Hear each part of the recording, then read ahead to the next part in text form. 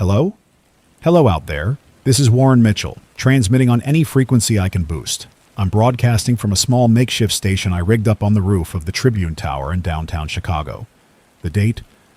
Well, I think it's Wednesday, but to be honest, I've lost track. I've managed to hook up a backup generator to power this broadcast. If you can hear me, if anyone can hear me, you're not alone. I guess I should start from the beginning. I used to be a paramedic with the Chicago Fire Department. Before everything changed, I lived in a small apartment in Lakeview East, just a few blocks from Wrigley Field. My life was pretty normal. My shift schedule, nights watching baseball, an occasional dinner with my sister who lived across town. Now it all feels like a lifetime ago.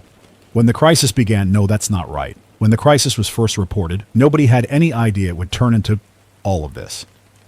I've seen a lot of emergencies in my time. I've witnessed accidents on the Dan Ryan Expressway, house fires in Bronzeville, even the occasional large-scale incident like the major train derailment in 2015.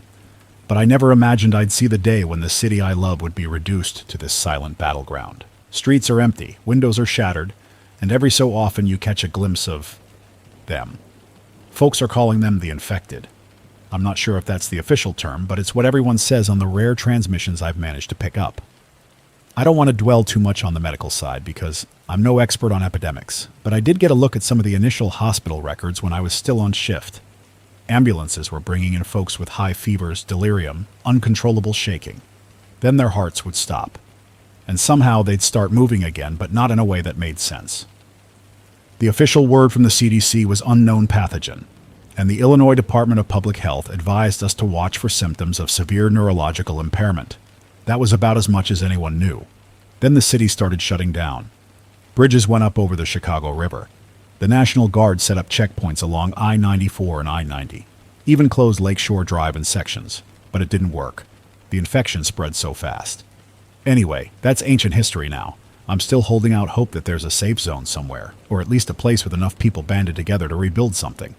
My plan is to move around the city with this transmitter, an old ham radio kit, some portable gear, and a spool of cable. That way I can set up short-range transmissions from high rooftops wherever I go. If anyone can hear this, if you're within range, please respond. I'm scanning all standard emergency frequencies. I'll keep talking, keep moving, keep searching for survivors. I found my way here by carefully skirting the perimeter of downtown. I used the pedway system for as long as I could, but parts of it are flooded. It must be from burst pipes or a lack of basic maintenance. The tower itself was locked up pretty tight. I had to climb about 20 flights of stairs in pitch darkness. My flashlight flickered the whole way, but I made it. This building once housed offices for media companies and other businesses, but it's eerily empty now. The view from up here is haunting. The once busy Michigan Avenue is scattered with abandoned cars and debris. I saw a half-burnt city bus near the DuSable Bridge. Not sure how it caught fire. Maybe a generator blew. Maybe it was something else. I rigged up my transmitter using a portable antenna stand. The city is mostly without power, so I'm running on a small generator. Fuel is low, but hopefully I can keep this up for a few more hours tonight. Then I'll move on tomorrow to find more supplies.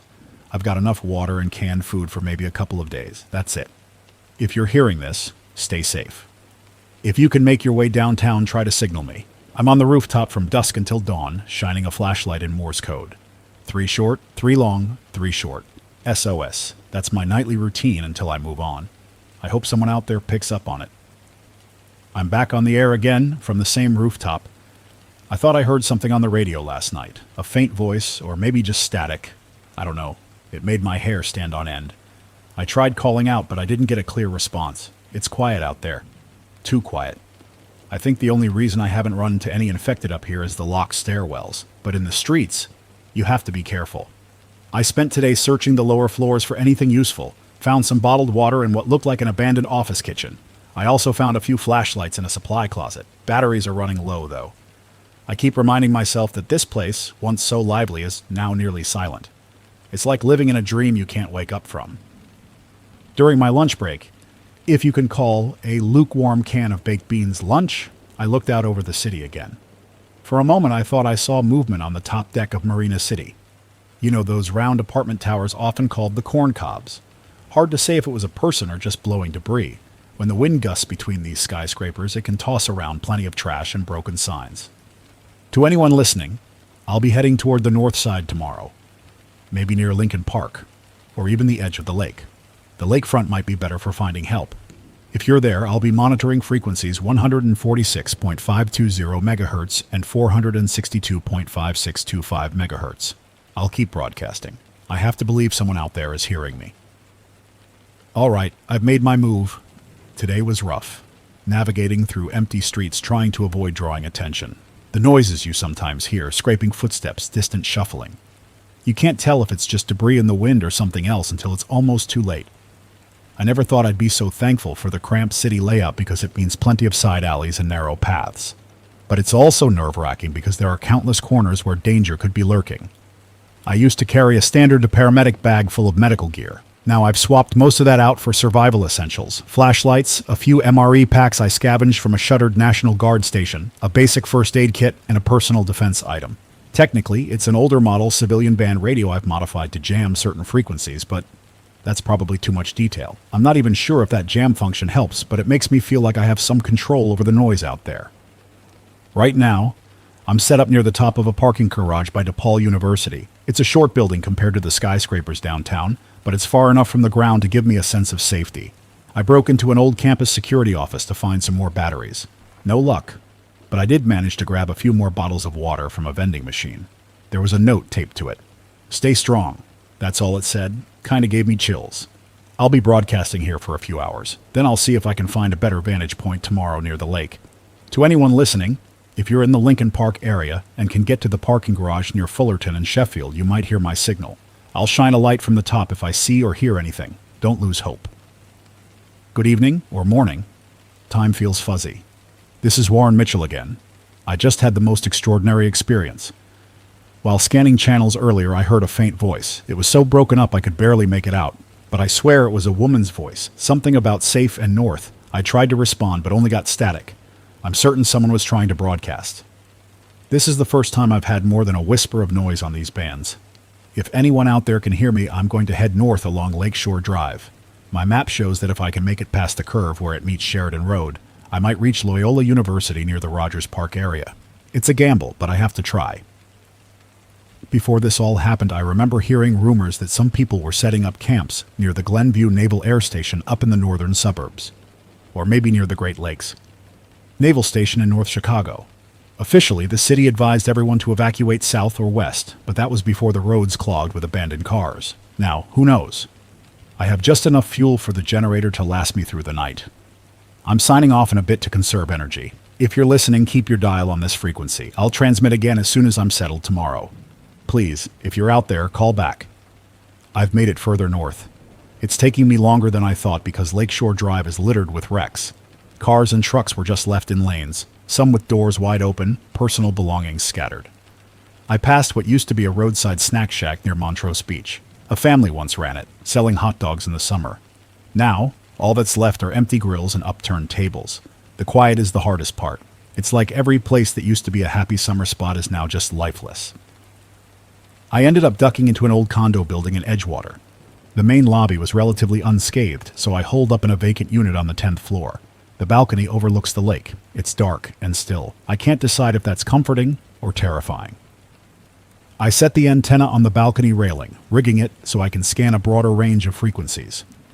I kept the volume low. Maybe an hour ago I heard something again, a broken transmission. It sounded like, "My name is Linda," or maybe Lindy. I'm not sure. The static was overpowering. If it's Linda, maybe she's the same woman I heard yesterday. If you're out there, Linda, I'm heading your way. Keep talking. I'll find you. I also caught a flash of light far down the shoreline earlier.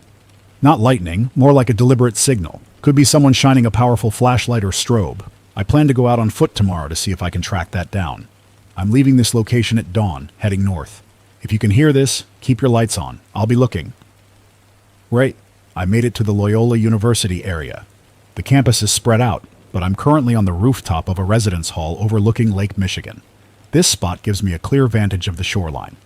The sound of waves is oddly calming, despite everything. If I pretend for a moment, it almost feels like a normal night by the water. But reality always comes rushing back when I glance at the empty parking lots below. I found an emergency generator in the basement mechanical room. It has a bit of diesel left, which is powering my equipment right now. Thank goodness for that, otherwise I'd be in the dark. I also discovered a campus security vehicle with a shortwave radio. It's damaged, but I might be able to strip parts to improve my broadcast range. I'm going to try something tonight. I'll rotate through channels 146.520 MHz, 462.5625 MHz, and a few others. I'll broadcast my name, my location, and the fact that I'm looking for Linda or anyone who might be with her. I'll keep the antenna boosted to its max. If you're listening, follow the lake's edge north of the Loyola campus. The tall spires of the campus buildings are distinctive. I'll shine a flashlight from the rooftop. Maybe we can link up and figure out our next move. At about 5 a.m., right before sunrise, I heard it again, this time more clearly. A woman's voice said, "I'm Linda." Then the transmission cut. My heart nearly jumped out of my chest. I tried to respond, but there was silence. I kept repeating, "Linda, I hear you. I'm near Loyola. Can you give me your location?" No reply yet. But this confirms I'm not imagining things. There's another survivor broadcasting. Most transmissions are faint, riddled with static. The cause might be anything. Power fluctuations, interference from all the unshielded electronics left running when the city lost power, or maybe even atmospheric changes. Regardless, I'm convinced Linda is somewhere north because the signal gets stronger as I move this way. I've decided to push further up into Rogers Park, maybe even cross into Evanston. The situation there might be better. Historically, Evanston has a lot of older buildings, which might be easier to navigate quietly. If Linda's broadcasting from anywhere near there, I should be able to pick up her signal more clearly. I'll be off the air for a while as I pack up and move. The roads are still cluttered, and the infected can appear at any moment. If you're listening, stay quiet, stay cautious, and try to find a safe vantage point before nightfall. Wish me luck. This is Warren, checking in from a small building on Northwestern University's campus in Evanston. It's just south of the main part of town. The city boundary was easy to miss, with the usual signage overshadowed by abandoned cars on Ridge Avenue. Everything's empty. Stores, restaurants, even gas stations. I passed by a place called Al's Deli. The sign in the window said, "Be right back," but it's clear nobody's coming back. Strange how little details remind you of how life used to be. Northwestern's campus is sprawling. Some buildings have locked doors, but nothing impenetrable if you're determined. I found an unlocked science building with a rooftop access point. From there, I can keep an eye on the terrain. Lake Michigan is to my east, and I see the older campus structures to my south and west. I'm setting up the radio transmitter near a large vent so I can hide the antenna's silhouette against the city skyline. It's safer that way. I tried broadcasting again. Nothing but static. I'll give it more time. If Linda's somewhere around here, maybe she's holed up in another building. Evanston is not a small area. It has a population of around 75,000 under normal circumstances, though who knows how many remain. It was once famous for being the headquarters of several large corporations, not to mention the historical significance of some of the buildings on campus. Now it's just empty. To any survivors, I'll be monitoring the frequency all night. If you need medical assistance, I can try to help. I still remember most of my paramedic training. I have a decent supply of first aid gear. Keep your radios on low volume and avoid making loud noises. Well, you know what's out there. Today I ventured into the university library. It's a tall, modern building near the shore. The interior was dark and musty, like no one stepped foot inside for weeks. I found a generator room in the basement, but no fuel left. However, I did discover a battery backup system for the library's servers. I managed to recharge my handheld radio and flashlights. Score 1 for luck. While I was rummaging around, I tried the broadcast again. This time, I got a clearer signal from Linda. She sounded frantic. "Warren! Near Old Hospital. Pinned down." Then the static swallowed the rest. Old Hospital could mean St. Francis Hospital in Evanston. Or maybe the old charity hospital site in the city. St. Francis is closer to the lake and isn't that far from here. I'm headed there next. Linda, if you can hear me, hang on. I'm coming, but it may take me a day or two. Keep broadcasting your location. I'll find a vantage point near the hospital and make contact. I'm set up on the roof of St. Francis Hospital in Evanston. It's an older building built around the early 1900s, though it's had modern additions. The parking garage was almost impassable. Cars are jammed at weird angles, some with doors open, seatbelts still strapped. It's a surreal sight, like everyone just vanished at once. Inside the hospital, it's eerily quiet. Power is long gone. Hallways are lit only by emergency lamps that are flickering or almost dead. If Linda said she was near an old hospital, this has to be the place. The other hospitals in the northern suburbs are further inland. I moved to the top floor, checking each room for signs of life. Nothing but scattered paperwork, toppled IV stands, some leftover bedding. Feels like a set from one of those abandoned building tours people used to watch online, except this is real and unsettling. I've got the radio scanning. I've tried calling for Linda repeatedly. No answer yet. Maybe I'm too late, or maybe she's hiding somewhere. I'll keep broadcasting, keep searching. If you're listening, Linda, I'm on the 8th floor, near the roof access. I set up a bright lantern in the hallway. Follow it if you can, but only if you feel safe. I'm staying here overnight. I've blocked off the stairwells with old hospital carts. I hope that's enough. If morning comes, and there's still no sign of Linda, I might have to consider that she was forced to move on. I won't give up hope yet. I spent the day methodically searching each floor of St. Francis. I found no living people. Some signs of struggle, though. Overturned beds in the ICU, a supply closet that looked ransacked. I guess I can't rule out Linda being here, but she might be on a lower level or a different wing. It's easy to get lost in these corridors. I keep calling out quietly, but all I get is my own echo. I also noticed the hospital's backup generators are still intact. Could be a source of power if I can locate enough diesel. That might be a long shot. But if I do, it'll mean I can boost my radio signal significantly, maybe even reach as far as Milwaukee or down to Indiana. That could help me find more survivors. I tried scanning again an hour ago. Just static. Linda's voice is silent. I'm worried. I don't want to remain in one place too long, but I can't leave without being certain. This area is near the border of Chicago and Evanston, a heavily residential zone. Maybe Linda was forced to hide in a house or apartment building. Tomorrow I'll check the immediate neighborhood. This is Warren, reporting after a grueling search through the surrounding blocks. It's mainly low-rise apartments, small shops, and houses. Some have boarded-up windows, others are wide open. I'd knock on doors and call out quietly, but no response. The emptiness of this place is staggering. At the same time, you feel like you're being watched at every turn. Could just be paranoia. I keep thinking I hear Linda's voice in the static.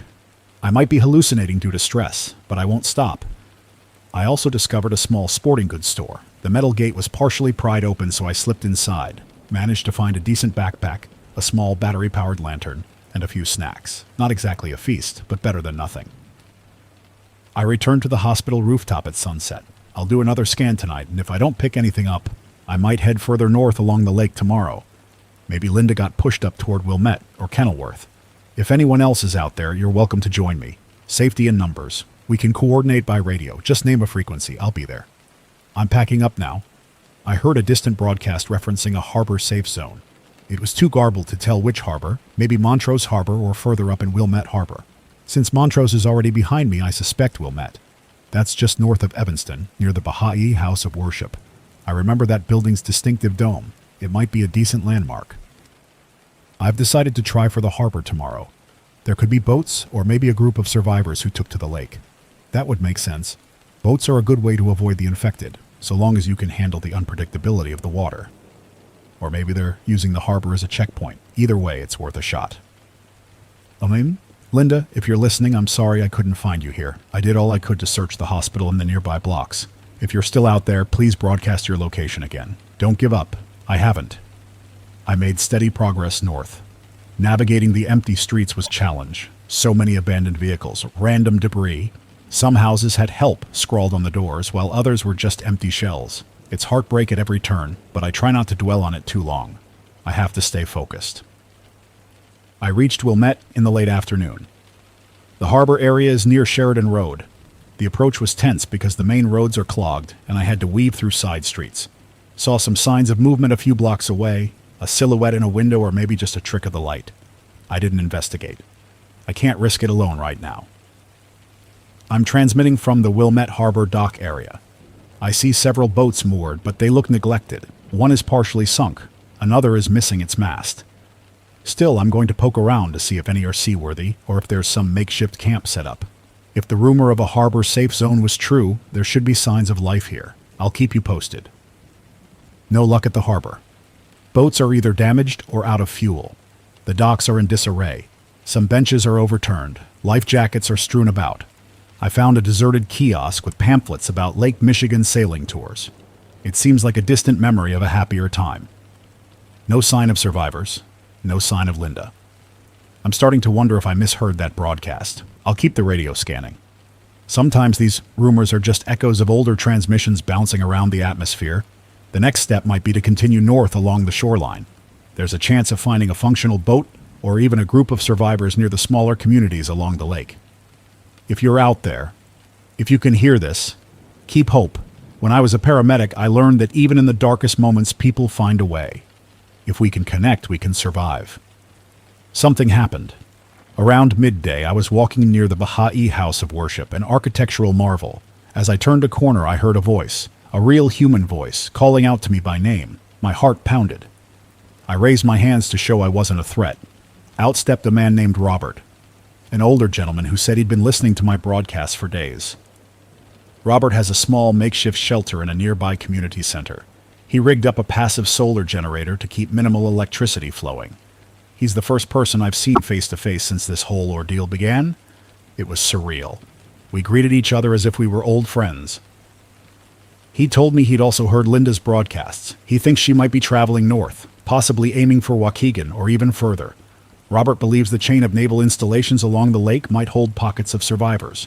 He's not sure, but he's heard rumors about Great Lakes Naval Base still functioning at partial capacity. If Linda heard the same rumors, she could be headed there. I'm going to stay with Robert tonight, share some supplies, and plan our next move. If you hear this, Linda or anyone else will be in Wilmette for a day or so, then possibly move north together. We're on channel 146.520 megahertz, and scanning others. Don't lose hope. You're not alone. Robert used to be a science teacher at a local high school. He's got a quiet confidence that's reassuring. He showed me his setup in the community center's gymnasium. Cots, water barrels, a small stock of canned goods. He said a few others used to be with him, but over time, they either left in search of family or, well, they never returned. We spent the day reinforcing the entrances and organizing supplies. Robert has a working shortwave radio with a better range than my handheld. We tried broadcasting together, hoping Linda or anyone else would respond. Still nothing. We did manage to pick up distant chatter from somewhere in Indiana, but it was too garbled to make out details. Robert said he's willing to travel north with me, though he's hesitant to leave the relative safety of his setup. I understand, but we both agree that if there's a functioning military base, that might be our best chance. I told him about the hospital search, about how close I felt to finding Linda. We shared the same determination not to give up. Tomorrow, we'll gather what we can, load up a small cart, and start moving again. If you're within a range of this transmission and you're considering a rendezvous, let us know. The more of us, the better our chances. We set out at dawn. The sky was overcast, threatening rain. Robert packed a small wagon with essential supplies: canned beans, granola bars, bottled water. We also have a couple of battery packs for our radios. I'm carrying a first aid kit and my handheld transmitter. We locked up the community center as best we could before leaving.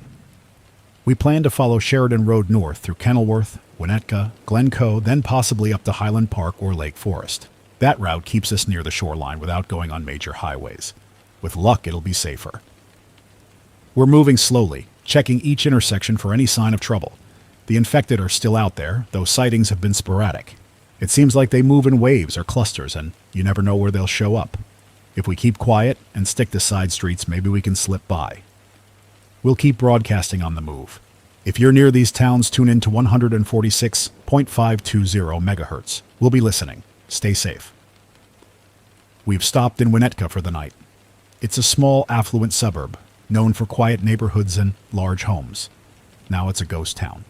We managed to hole up in a private library building that still had some lights flickering, probably on a backup. Inside, we found a lounge area that's intact. We've barricaded the doors with chairs and desks.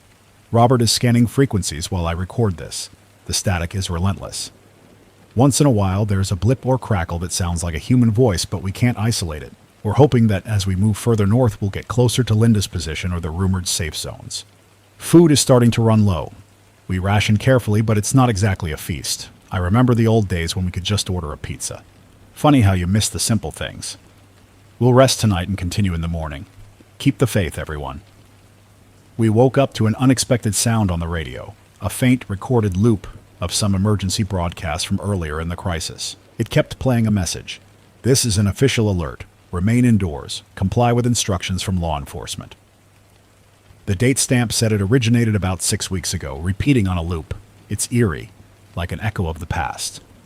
We couldn't pinpoint the source. It might be a piece of government equipment still powered by solar or some auto loop that never got shut off.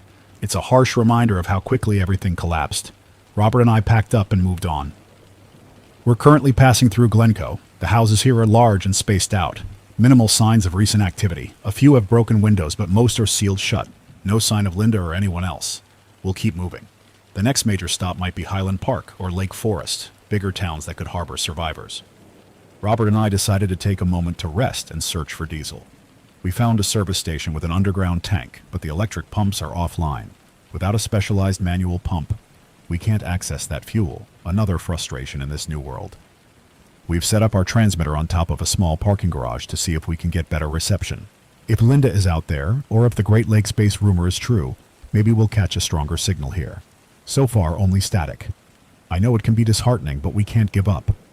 We pressed on. The scenery is changing slightly. More open spaces, larger yards. We walked much of the day. Once or twice we thought we saw movement in the distance, but it might have been wildlife. The lack of vehicular noise is startling. You can practically hear the wind rustling leaves blocks away. We entered Lake Forest around dusk. It's a well-off community with a historic downtown. Many buildings have decorative facades, giving the area a quaint, old-world charm. Empty now. The silence is unsettling. We found an unlocked municipal building that seems sturdy. We're staying here for the night. I've placed the radio antenna near a second-story window. Robert is on the roof with binoculars, scanning for any lights or signals. If Linda is still ahead of us, we should be getting closer. If you're listening, Linda, or anyone else, give us a sign. Tomorrow, we continue north. While scanning frequencies this morning, we caught a weak transmission referencing Great Lakes Naval Base near North Chicago. A man's voice mentioned operational perimeter, limited access, and bring identification. Hard to say if it's a live broadcast or a recorded loop, but it's the strongest lead we have. Robert and I are discussing the best route. The naval base is northwest of us, near the Lake Bluff and North Chicago areas. If we head straight there, we might miss Linda if she took a different path. But if there is a functioning safe zone, it could provide the resources we need to search more effectively. We're torn. Our plan is to go to Lake Bluff first, see if we can pick up stronger signals, then decide. If you're listening and you're near the naval base, let us know. We're open to any guidance. We made it to Lake Bluff in the late afternoon. Small town, close to the shore. The local train station is deserted. The tracks are rusted and littered with debris. We're holed up in an old restaurant building on a quiet street. The sign out front says it was once a family diner. Inside, there is a kitchen with some canned goods left behind, enough to make a modest meal. We tried the radio again. This time we heard something faint. Linda. Heading. Great Lakes. That was all before the static overwhelmed it. Robert and I exchanged looks. She's alive, still heading north, presumably to the naval base. That confirms our next move. We'll set out at first light. The base isn't far from here, maybe a few miles. If Linda is heading there, we might finally catch up. Hang in there, Linda. We're on your trail. We're close now. The perimeter fences are visible. The base is massive, once used for training new recruits. We can see some lights, yes, actual lights, in the distance. That means some power source is active. Could it be the rumored safe zone? As we got closer, we noticed some obstacles, barbed wire, concrete barriers. Clearly someone tried to fortify this place. We haven't encountered anyone, but we're being cautious. We don't want to be mistaken for a threat. Robert and I agreed to set up our radio on a small hill overlooking the base and announce our approach. We tried calling out. This is Warren Mitchell and Robert, unarmed survivors seeking refuge. Please respond. Nothing but silence. We see no movement on the perimeter, but the lights remain on. We'll wait until morning to decide our next step. At dawn, we approach the main gate. It's locked, reinforced with metal panels. We called out. No response. Then a crackle on our radio. State your business. My heart jumped. I explained we were survivors. The voice asked if we were infected or experiencing any symptoms. We said no, then static. We waited, uncertain. Finally, the gates opened just enough for us to see a single figure, a soldier, from the looks of it, wearing some standard fatigues. He didn't step out, just stood guard, weapon at the ready. He told us the base has limited capacity and can't accept many outsiders. I asked about Linda. He said, we had a Linda. She arrived recently in bad shape. She's in quarantine. That was enough for me. I pleaded to let us in. He insisted we stay put until the commanding officer could clear us, so we're here, just outside the gate, hoping they'll let us enter. They let us in.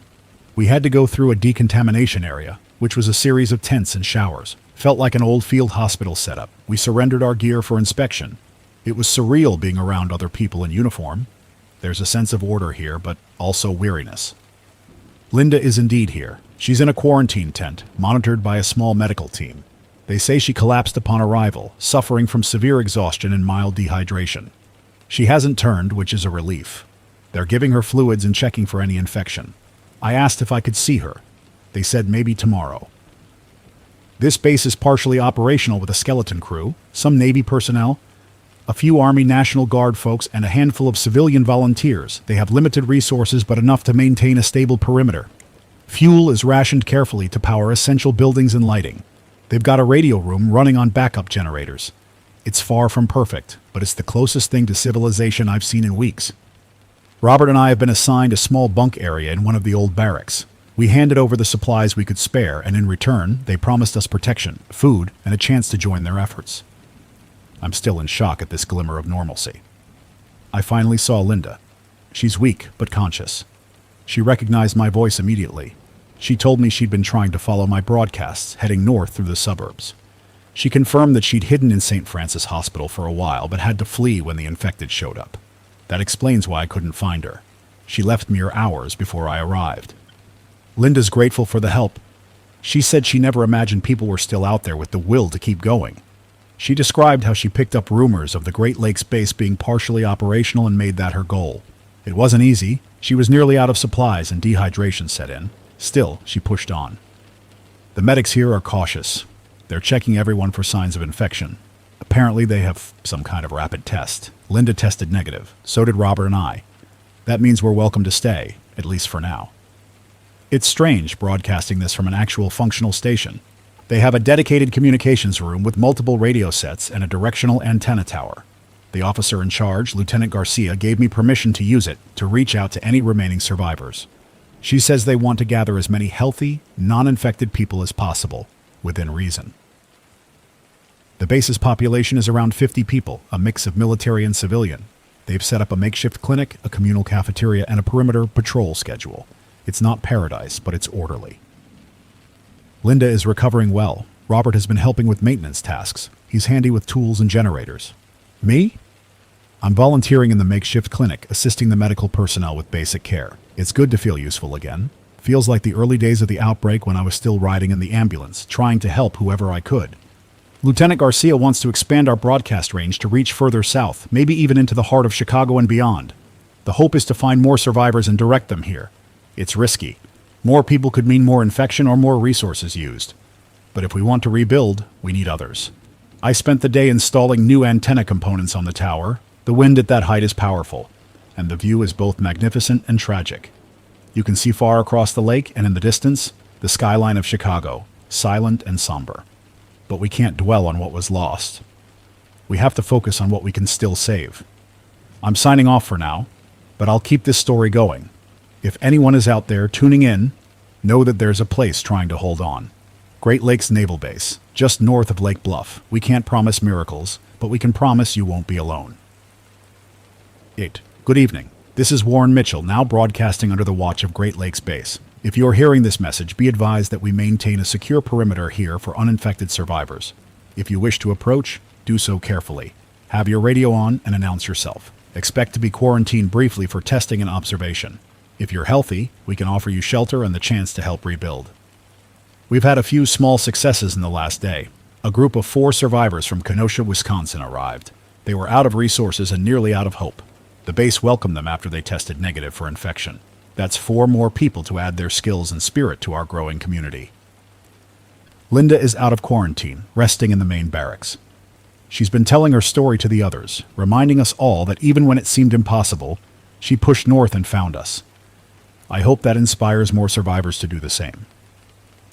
We don't know what the future holds, but for now, there's at least one beacon in this silent world. If you have a way to reach us, don't give up. I'll be on the air again tomorrow. The base is trying to restore limited phone lines, or at least a local network. The infrastructure is damaged, but we have a few IT-savvy folks who are experimenting with connecting surviving relays. If it works, it might help us coordinate with other pockets of survivors if they manage to do the same. Robert is helping fix some of the vehicles on base, old military trucks that could be used for supply runs into the surrounding towns. He says we'll need more diesel if we want to keep the generators running long term. That means scouring local depots or finding a way to tap into those underground tanks we saw in Highland Park. It's a big job, but at least we have more manpower now. At night, I take a moment to remember what life was like before. The city lights, the buzzing crowds, the trivial annoyances we used to complain about. Now, every moment is precious. Every small kindness, every safe shelter is a gift. That perspective shift is part of what keeps me going. I want to address everyone out there who might still be alone. I was alone for weeks, trekking through empty streets, searching for a voice on the other end of the static. Sometimes I wondered if it would have been easier to hide in one place. But every time I turned on my radio, I remembered we can't survive if we isolate forever. We need each other. So if you're hearing this, I encourage you to keep moving. Or, if you're settled somewhere secure, keep broadcasting. Let others know you're there. The infected are dangerous, but humans are resilient. Our ability to connect, to communicate, might just be our saving grace. Lieutenant Garcia has officially formed a scouting task force. The idea is to expand our perimeter, locate safe routes for supply runs, and most importantly, find more survivors. We've all seen how scarce resources have become, and simply waiting behind our fences won't last forever. Robert volunteered to coordinate the mechanical side of things, checking vehicles, gathering spare parts, and planning fuel usage. I'm set to join the actual scouting runs in the field, along with a small team of military personnel. Linda, for now, is under medical observation. She's getting stronger by the day, but the doctors want her at full health before she takes on anything high risk. If you're out there and you can hear my voice, take note. Great Lakes Base is establishing a patrol route that will sweep through Lake Bluff, Lake Forest, Highland Park, Glencoe, and Winnetka over the next week. Listen for the hum of engine noise or watch for a convoy of military trucks. If you see us, don't be afraid. Get on the radio, announce your position. We'll do our best to rendezvous safely. The world may have changed, but we haven't lost our will to help each other. Until next time, this is Warren Mitchell. Stay strong. We spent most of the day double-checking supplies. The base has a limited stock of food, water, and fuel. We've installed a few solar panels, old equipment that Robert salvaged from a local college. They only generate a modest amount of power, but it's enough to keep radios and lights running without draining the diesel generators. Lieutenant Garcia laid out the scouting route on a large map in the communications room. It's almost surreal seeing a plan drawn out in so much detail after weeks of winging it on my own. We have rendezvous points, fallback locations, and even a schedule, conditions permitting. The National Guard folks have some training in small unit tactics, and they're doing their best to adapt that knowledge to our current situation.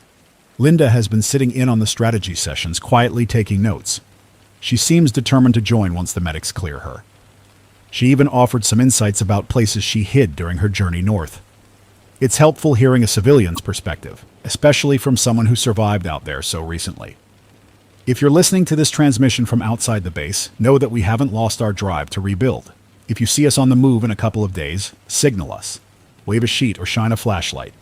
We'll respond on 146.520 megahertz. No matter how dire things look, remember that people are out here, working together. Tomorrow is the big day.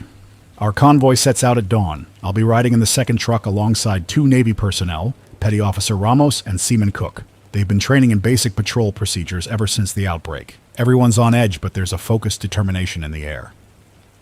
Robert will stay behind at the base to keep the equipment running. He's been upgrading the radio tower's backup batteries, hoping to maintain a clearer signal for a longer range. Linda's taken on a temporary role in the medical tent, helping organize supplies. She wants to do more, but the staff insists she's still in recovery.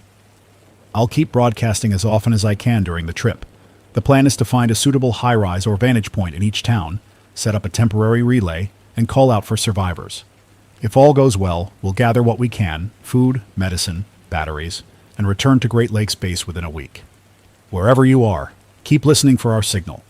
If you can't meet us in person, at least tune in. That's how I found Linda, and it's how Robert found me. No matter how quiet the world seems, sometimes one faint voice can be enough to guide you home.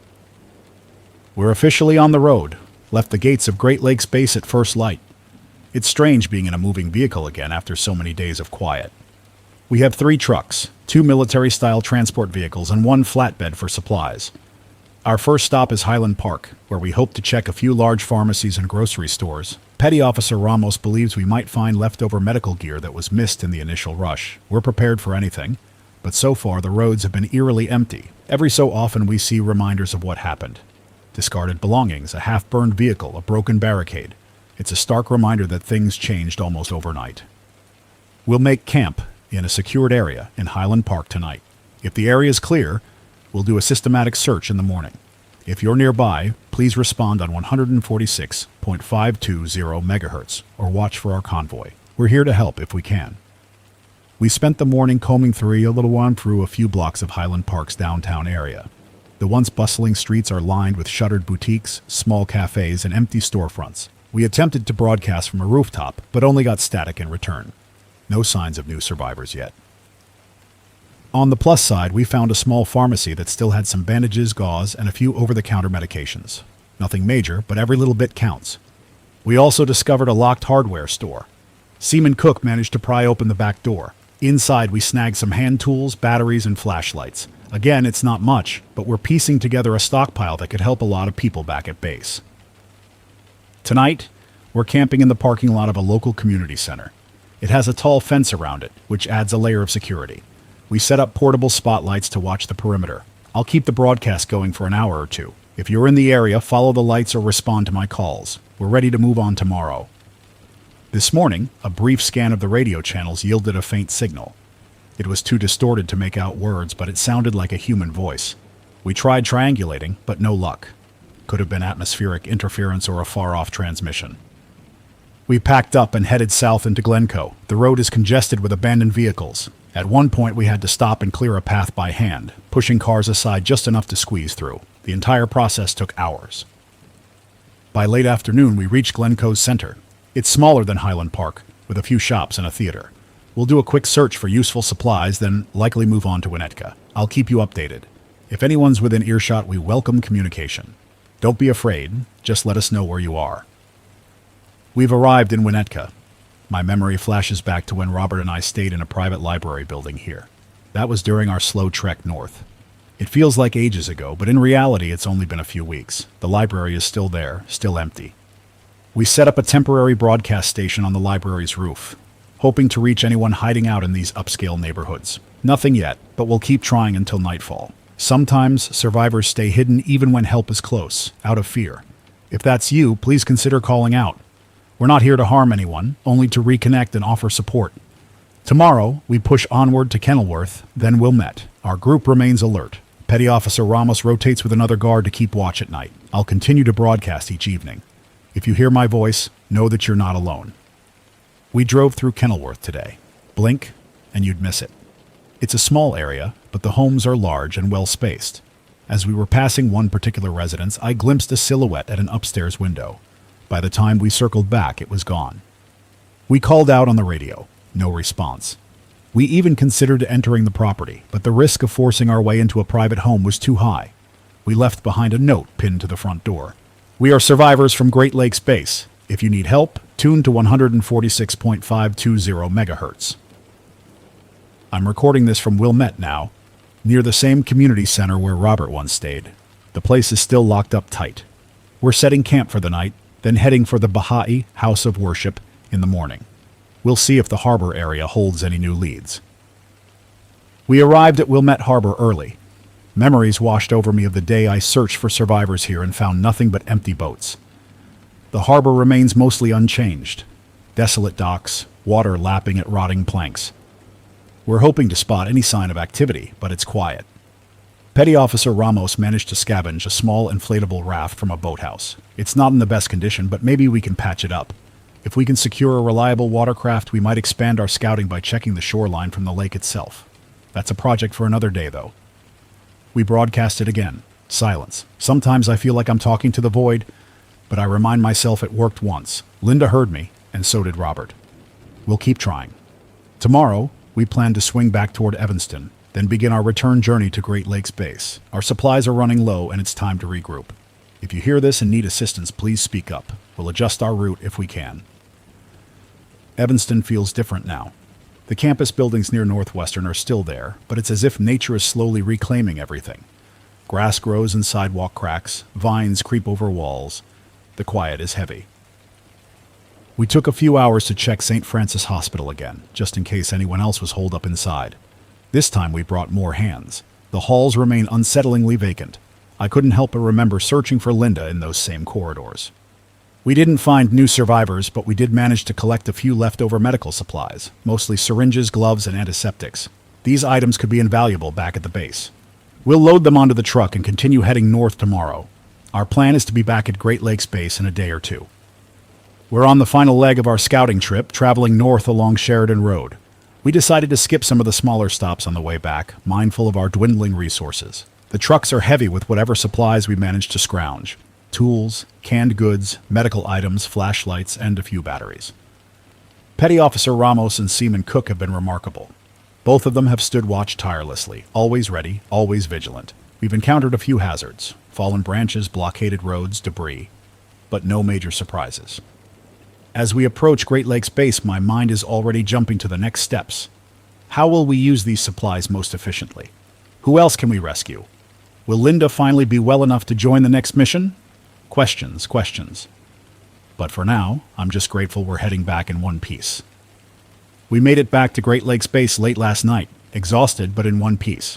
The gates opened for us, and we were greeted by the familiar faces of the base personnel. Linda was waiting too, looking much healthier. She smiled when she saw the extra medical supplies we'd found. Lieutenant Garcia seemed pleased with our progress, though she reminded us that one run won't solve all our problems. She's right, of course, but morale is a precious thing here, and a successful mission boosts everyone's spirits. Today was spent unloading the trucks, cataloging our finds, and catching up on the base's developments. Robert has managed to improve our radio tower's power system, making our broadcasts stronger. That's excellent news. Now we can reach even farther, hopefully contacting more survivors. Tomorrow, after a good night's rest, I'll head back to the communications room to continue regular broadcasts. We have a lot of ground to cover if we hope to reunite families and friends. Linda asked to see me first thing this morning. She's fully recovered now, at least physically. She wants to join the next scouting run. She confided that staying behind while others risk their lives makes her uneasy. She wants to help the same way I helped her. I spoke with Lieutenant Garcia and the medical team.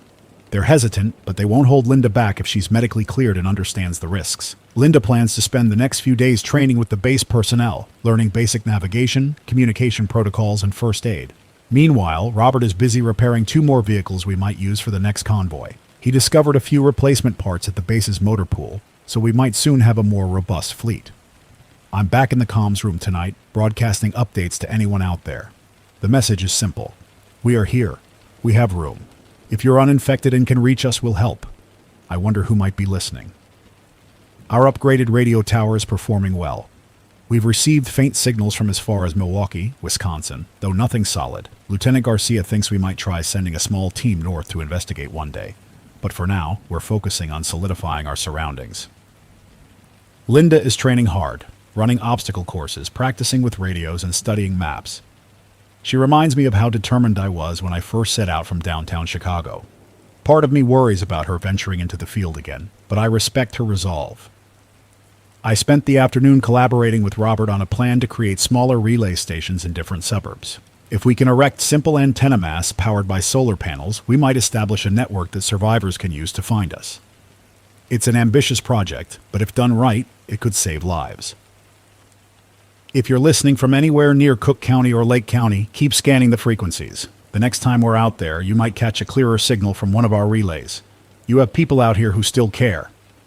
We had an unexpected but welcome event today. A lone traveler arrived at the gates. He introduced himself as Miles Henderson, a former automotive technician from Skokie.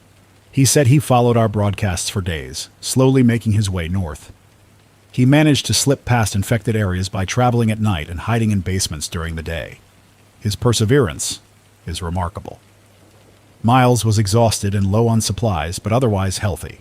After a quick medical check, the base welcomed him inside. He's already eager to help with vehicle maintenance, which makes Robert happy. Another set of skilled hands is always a plus.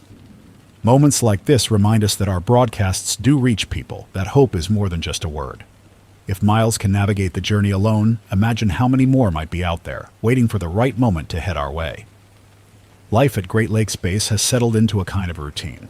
Every morning, groups set out on small tasks, some for perimeter checks, others for equipment maintenance, and a few for training exercises. Linda's continuing her crash course in field operations. She and Miles have struck up a friendship. They swap tips about staying safe outside the walls.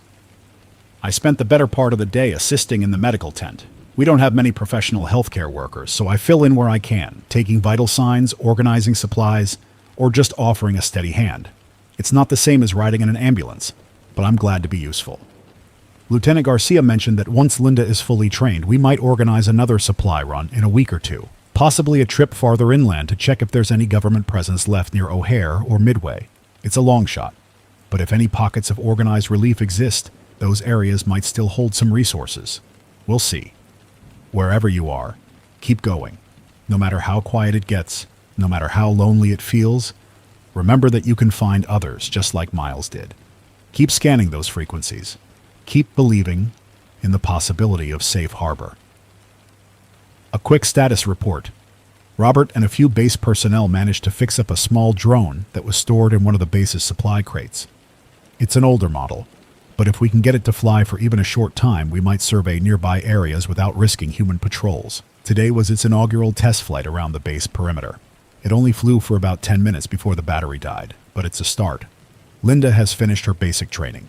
She feels ready to join the next convoy. Lieutenant Garcia is cautious but supportive. We're already making lists of potential supply targets, warehouses, distribution centers, and emergency shelters. If they're even partially intact, we could bring back a haul that keeps the base running for weeks. For now, we're focusing on everyday life. People might forget that even in a crisis, routine tasks still matter: laundry, cooking, cleaning. Keeping morale high is just as critical as finding supplies. If you're alone out there, don't let the daily grind slip. It's what keeps you grounded. Today was interesting. The drone's second flight went further. We captured partial aerial footage of an industrial park about 5 miles northwest of the base. Several large buildings appeared intact. One of them has a sign that looks like it could belong to a freight company. If that's the case, we might be looking at a potential stockpile of non-perishable goods or equipment. Lieutenant Garcia wants to investigate soon, but she insists on a cautious approach. We don't know what might be lurking inside those warehouses. Our plan is to send a scouting team, possibly me, Linda, and a few trained personnel, to do a quick daytime survey. If it seems promising, we'll organize a larger convoy. Miles is working with Robert to build or fix more drone batteries. If we can keep an aerial eye on our routes, we might avoid nasty surprises. It feels good to embrace some technology again, even if it's piecemeal and short-lived. I'm signing off now, but stay tuned for updates on this new discovery. If you're out there and have knowledge of any intact industrial sites, let us know. We're in this together. All right, folks, the time has come. Tomorrow, we head to that industrial park we spotted on the drone footage. Our team will consist of myself, Linda, Petty Officer Ramos, and 2 others from the base. We're taking 2 trucks, one for quick transport and the other to haul back anything useful. Linda is both nervous and excited. She's been preparing for this moment. She'll be operating the radio from our lead vehicle while I sit in the passenger seat ready to assist. Ramos will handle navigation, using the drone video stills as a guide. If this location is indeed a freight or shipping facility, we might find a treasured trove of supplies, but we have to be ready for anything, whether it's structural damage, blockaded entrances, or unwelcome threats. We'll broadcast en route. If you're near the industrial park northwest of Great Lakes Base, keep an ear out. Let's hope we find something worthwhile out there. We've arrived at the industrial park. It's a cluster of about 5 large buildings, each with loading docks. The place is quiet, which can be good or bad, depending on how you look at it. We parked near one of the main entrances and did a sweep of the exterior. So far, no sign of recent activity, human or otherwise. Linda stayed in the lead truck to maintain contact with the base. Petty Officer Ramos led a small group inside one of the buildings. I accompanied them, checking each corridor, each storage area. It's dimly lit, with broken skylights letting in some daylight. The good news? We found stacks of crates, labeled as non-perishable goods. We haven't opened them yet, but if the labels are correct, we might have struck gold. Canned foods, bottled drinks, maybe even hygiene products. The bad news? We also saw evidence that someone else had been here before. Footprints, scattered boxes, but no people. Could be a group that already cleared out or might still be around. We're proceeding with caution. If it's safe, we'll load up as many crates as we can and head back. If you're tuning in from the area, we mean no harm. We're just looking to bring supplies back to Great Lakes Base to help everyone survive. Something happened today. While we were loading supplies from one of the warehouses, we heard distant voices. Human voices. We couldn't pinpoint the source. We tried calling out, but the voices stopped. We fanned out to search, but found nothing. It's possible survivors are hiding in the complex. Or maybe they slipped out, not trusting our intentions.